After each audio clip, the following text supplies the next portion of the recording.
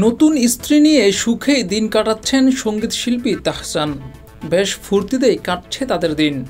মিথিলারও সময় কাটছে ভালোই সৃজিতের সঙ্গে। তারও সময় কাটছে ব্যস্ততায়। তবে সেই ব্যস্ততার মধ্যেই সম্প্রতি তিনি জানালেন, তাহসানের সঙ্গে বিচ্ছেদের ধাক্কাটা কঠিন ছিল। ভালোবেসে 2006 সালের 3 আগস্ট বিবাহ বন্ধনে আবদ্ধ হয়েছিলেন তারা। 2013 সালের 30 এপ্রিল এ দম্পতির কোলজোরে আসে একটি কন্যা সন্তান। কিন্তু 2017 সালে যৌথভাবে বিবাহ বিচ্ছেদের ঘোষণা দেন এই যুগল।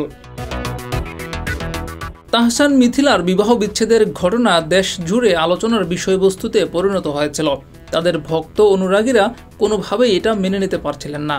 বিচ্ছেদের পর কেটে গেছে অনেকগুলো বছর, তবে বিবাহ বিচ্ছেদ নিয়ে কখনো কাদা ছোড়াছুড়ি করেননি তাদের কেউই।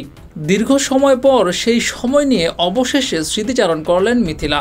একটি পডকাস্টে অতিথি হিসেবে হাজির হয়ে এ নিয়ে কথা বলেছেন অভিনেত্রী। মিথিলা বলেছেন, যে কোনো বিচ্ছেদ বা যে কোনো সম্পর্ক ভেঙে যাওয়া সহজ নয়, এটা খুব কঠিন। বন্ধু বা এটা যে কোনো ক্ষেত্রে হতে পারে। আমি তখন অনেক অল্প বয়সী এবং তরুণী মা। যে কোনো ভালো মন্দ বিচার করব বা কোনো একটা সিদ্ধান্তে আসব, এই শক্তি আমার ছিল না। কারণ আমার 1 বছরের একটা বাচ্চা ছিল। আমার মানসিক অবস্থা ভালো ছিল না, যেখানে নিজের জন্য কোনো একটা সিদ্ধান্ত নিতে পারবো। এ সময় নারীদের অর্থনৈতিক স্বাধীনতার গুরুত্ব দিয়ে মিথিলা বলেন, আসলে মেয়েদের নিজের জায়গা থাকে না, শ্বশুরবাড়ি আর বাবার বাড়ি। থ্যাঙ্কফুলি এখন আমার নিজের জায়গা রয়েছে। মেয়েদের সবার আগে যেটা দরকার সেটা হলো অর্থনৈতিক স্বাধীনতা।